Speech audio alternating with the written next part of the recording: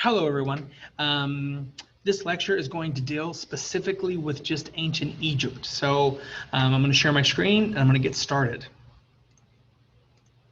So here's the lecture for ancient Egypt. This lecture is for week 3.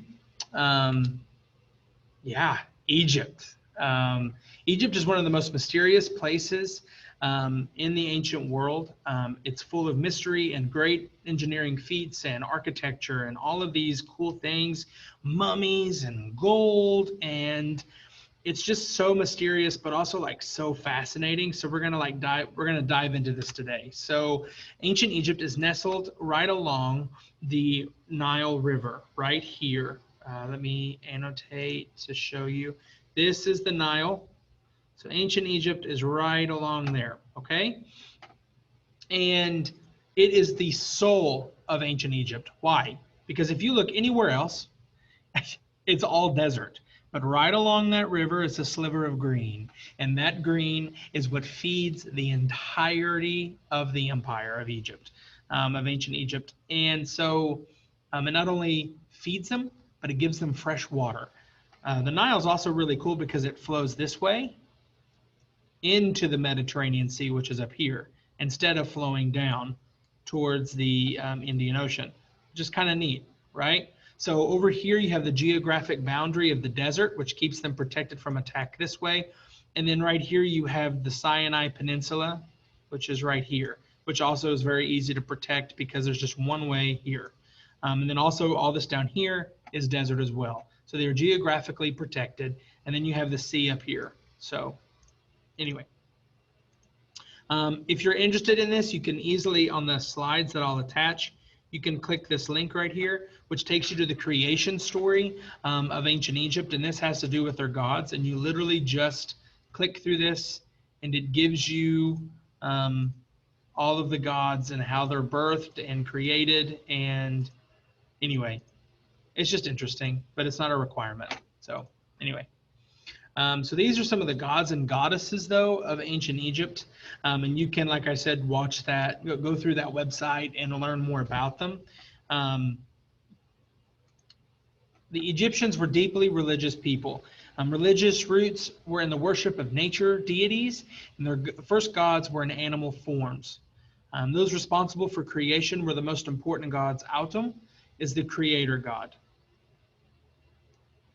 They later developed national gods around the Middle Kingdom, which is the Amun, the local god of Thebes, the gods of the dead, Osiris, Anubis, Horus, and Thoth. Religion was the instrumental to the stability of Egypt, life, social structure, education, the laws, the rule of the pharaoh, and economy, and the death. Their entire religion is the basis for their society. So the geography, the populated areas. So remember, because Egypt is just right along the Nile River and in the delta at the top, it's in the Nile Valley. So it's the sole source of water for Egypt. It has a predictable flooding, which provides a rich, fertile soil. Every single year, it's called the annual flood. And it would literally just spew out of the banks of the Nile every single year, and it would create a great fertile soil for farming. When that didn't happen, it was blamed upon the pharaoh, which is like the god on earth for Egyptians. So it had predictable flooding, which provided a rich, fertile soil for farming. They were both revered and feared, so too much flooding or droughts. So the river was like not only the source of life, but also could be a source of death. So it was very feared by the Egyptian people.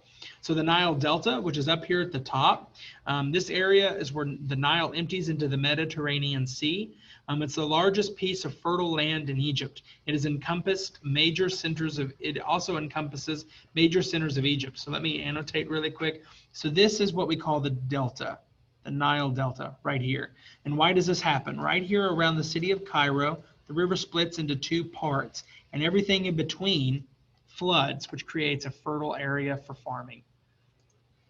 Fayum, which is this region right here, the Lake Morris, lies at the end of the branch of the Nile as a center of an oasis called Fayum. Irrigation from the Nile made Fayum the third most populated land in the region. So I don't know if you remember this or not, but last week I talked a little bit about this conquering within the Egyptian Empire. And it's this region right here that gets conquered. Why? Because you have this oasis right here, and then you have irrigation from the Nile that allows for more farming in that region. The Egyptians are not only famous for building huge, massive pyramids for the burial of their pharaohs, they're also extremely revered for being able to engineer canals and the ability to manage water.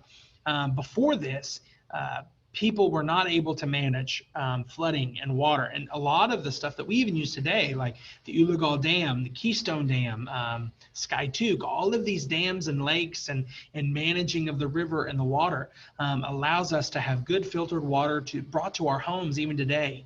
Hydropower powers some of our country, and all of this starts with the Egyptians managing of the Nile. One river in the northern part of Africa is that engineering feat spreads throughout the world, and the ability to manage water is one of the most important feats of the ancient world, thanks to the Egyptians.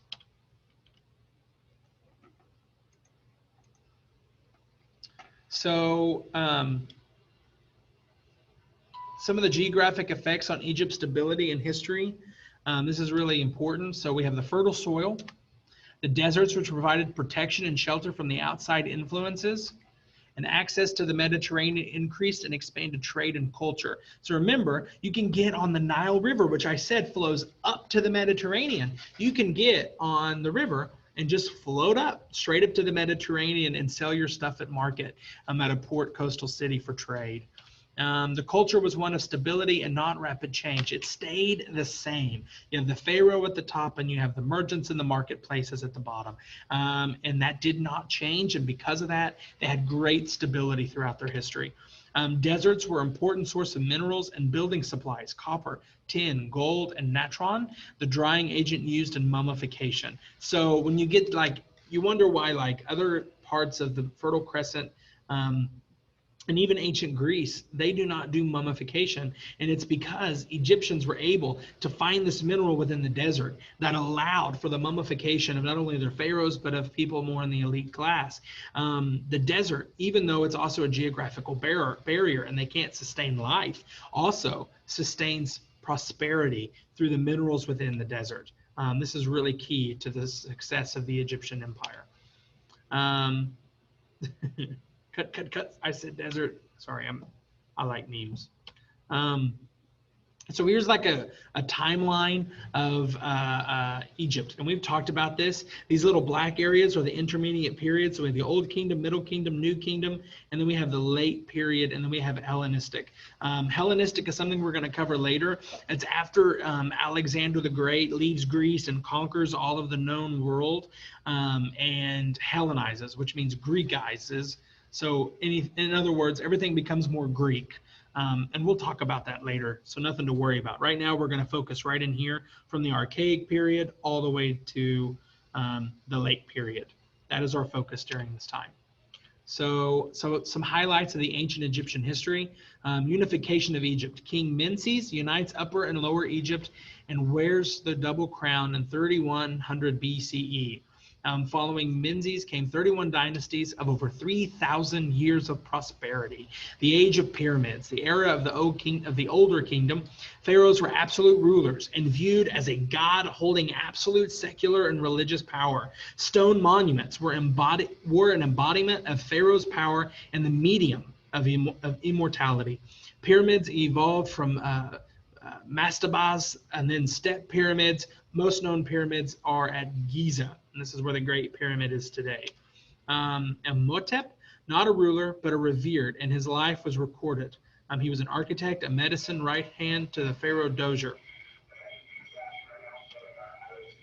The national god, Amori, was in the Middle Kingdom under Theban kings. South and Theban god Amon merged with the sun god Re, which became Egyptian and national god Amon-Re. And then the Exodus, which is under the leadership of Moses. Hebrew slaves or Israelites or Jews, either way you look at it, under Ramses II, leave Egypt in mass migration called an Exodus. This is the end of the 13th century BCE. Moses receives the 10 Commandments at Mount Sinai, but never finds the promised land of Israel. So some pharaohs. The reign of Hatshepsut is one of the 4 female kings of Egypt. This is pretty cool because this is the first time that a woman is ever put in charge of a major country. She is the ruler of Egypt. The reign of Akhenaten, who wanted to change religious beliefs to more monotheism. Remember, mono means one, mono means one, and poly means more than one. The reign of Tutankhamun, or King Tut, as we call him, was a religious revolution, is reversed. And the reign of Ramses II, he had over 200 wives and concubines and approximately 90 sons and 60 daughters, and reigned over 67 years. His reign saw massive building projects in Egypt, and the exodus of Jews from Egypt also occurred during his reign. The Persians conquer Egypt in 525 BCE, and Alexander the Great defeats the Persians and is the savior of Egypt. Cleopatra VII is crowned the Queen of Egypt in 50 BCE. Egypt becomes a part of the Roman Empire after the death of Cleopatra VII and Mark Antony, which is really made famous in it's really made famous in Shakespeare's Julius Caesar.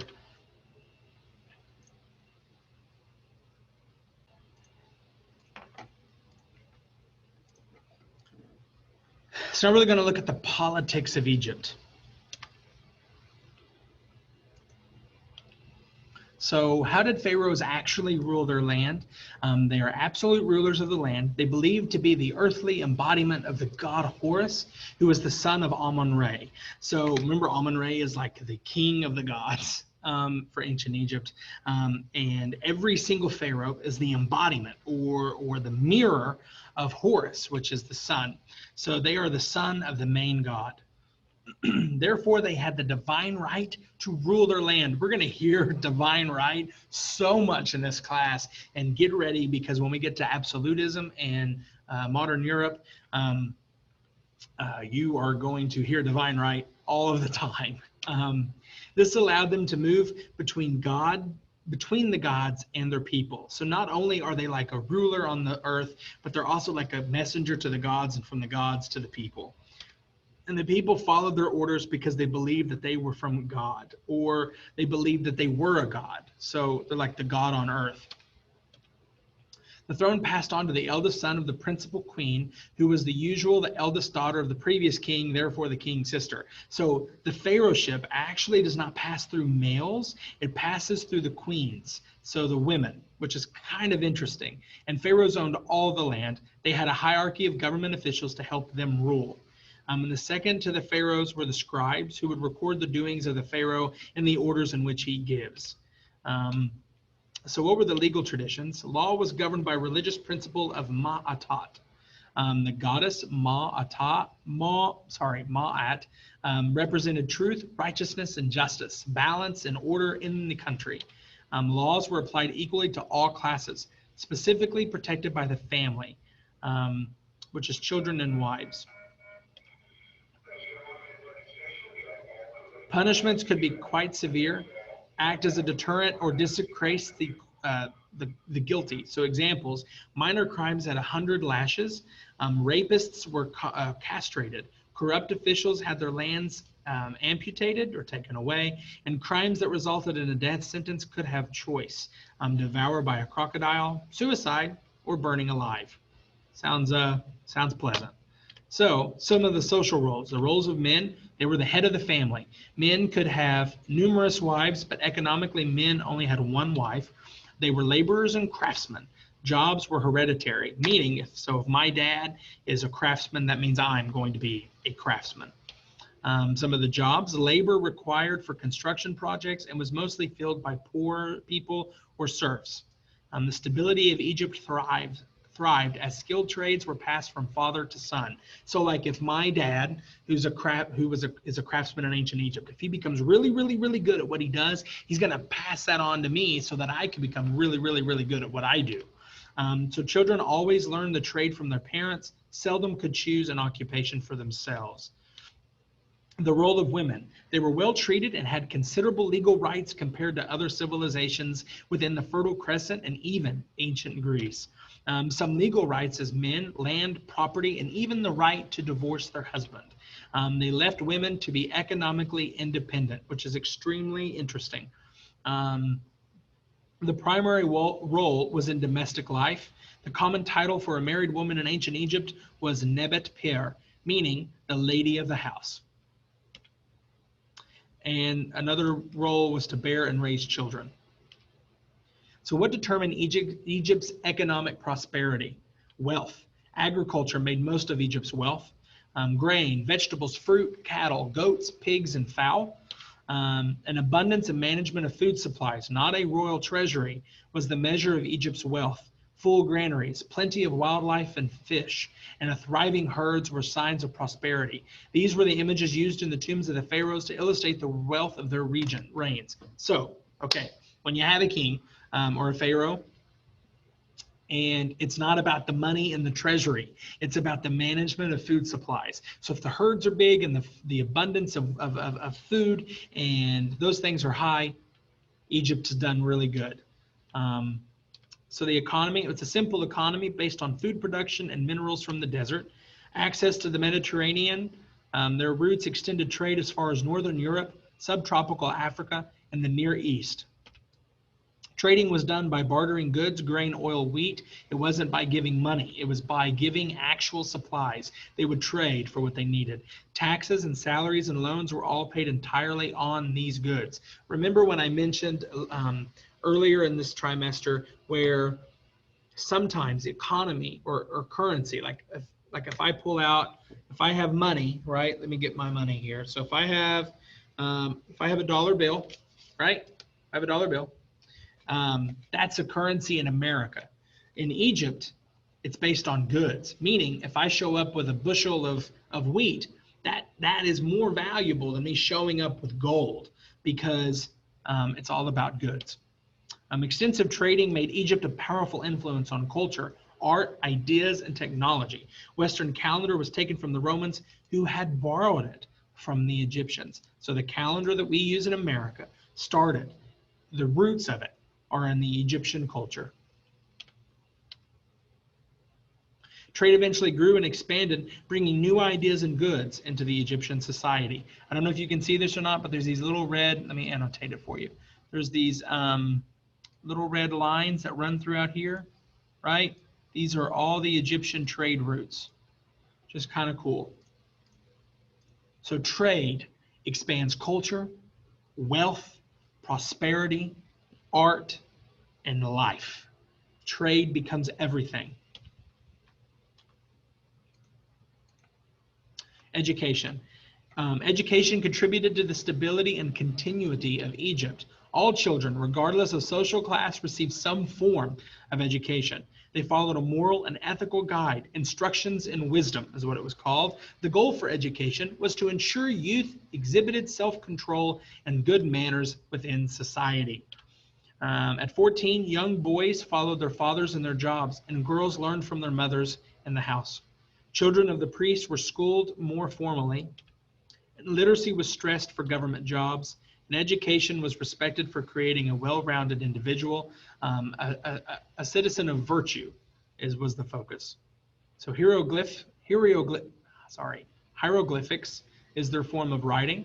The history of writing, so we have pictograms, which the sun equals the sun, ideograms, which is sun equals the sun, which also equals daylight, warmth, and light. And then we have the phonograms, which symbols that suggest a particular sound, related ideas, and also a sound. So sun, sun, sun as a person, and Sunday as a day.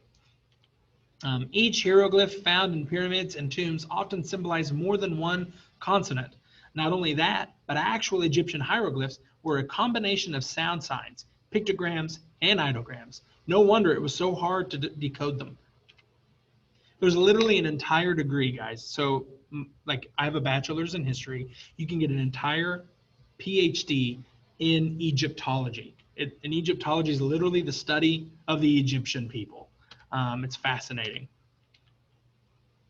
The New Kingdom, 700 hieroglyphs in common usage, while rest were phonograms. 100 were strictly visual, while the rest were phonograms. And eventually, scribes adapted hieroglyphic symbols. By 700 BCE, script was refined to the demonic or popular script, was used for the secular matters such as letters, accounts, and record keeping. So this is what it looked like over here. The Rosetta Stone. So there's this company, right? If you don't know this, that's literally called the Rosetta Stone, and it's just like literally learn a new language. So the Rosetta Stone is a stone, literally a stone, with writing on it in 2 different languages, the Egyptian and Greek. Using these scripts, hieroglyphic, Demotic, and Greek, it was carved in 106 BCE. Why is it in 3 different scripts? The Rosetta Stone is written in 3 scripts. Language of the rulers of the time of Egypt. The Rosetta Stone was written in all 3 scripts so that the priests, government officials, and rulers of Egypt could read what it said. It was found in 1799 by French soldiers who were rebuilding a fort in Egypt in a small village in Delta called Rosetta Rashad. What does it say? The Rosetta Stone is a text, written by a group of priests in Egypt to honor the Egyptian pharaoh. It lists all of the things that the pharaoh had done that were good for the priests and people of Egypt. Ma'at, which is a symbol of equilibrium of the universe. So this is life and death. Life and death was measured in accordance to Ma'at, the goddess of symbol of equilibrium of the universe, and the king had to rule according to her principles. Death is viewed as a new beginning. The afterlife, common to all, regardless of social status, was a preparation varied as well as goods stored in tombs. 2 common principles. 1, the body preservation in a lifelike form, and the deceased must have items necessary for life in the afterworld. Personal belongings were usually placed in a tomb to make ka, more at home, and to assist the dead in their journey into the afterlife. Text was read from the Book of the Dead, which was a collection of spells, charms, passwords, numbers, and magical formulas for the use of the deceased in the afterlife. So this is kind of cool. So like when you look at King Tut, why King Tut is so why he's so important is because his tomb was not actually robbed. So when we opened it, we saw all of these things that would be able for him to take him into the afterlife for him to live. So this scene of hieroglyphs depicts what occurs after a person has died according to the ancient Egyptians. It's a panel of 14 judges, Ka as the soul or spiritual duplicate, Ba as personality, Anka from mummy took in the afterlife or the key of life, and weighing of the heart was Ma Atat. It's a judgment of scale. It's a record of the outcome. So if you look right here, this is Ma. And what they do is they put the heart here and they judge the good deeds of the person and where they belong in the afterlife. Mummification. So mummification focused on Egyptian belief of the importance of the preservation of the body for the afterlife.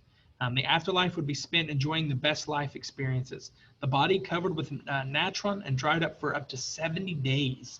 The body was wrapped in linen, coated with resins and oils, and the Middle Kingdom became customary to place a mask over the face.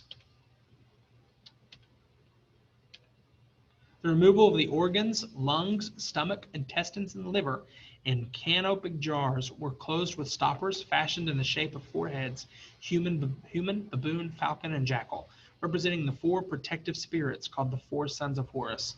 So in these jars, your organs were placed. The brain was sucked out of the canal cavity and thrown away because the Egyptians thought it was useless. So why is Egypt so stable? Ancient Egypt lasted for 3,500 years due to factors in geography, politics, social structure, education, economy, religion, and the stability was goal and change slow and cautious. So the stability was the focus, not change, not philosophy, not all these other things. It was literally to stay stable for the success of their people. And that is it. Hope you enjoyed this lecture. Have a great day, and I'll see you next time.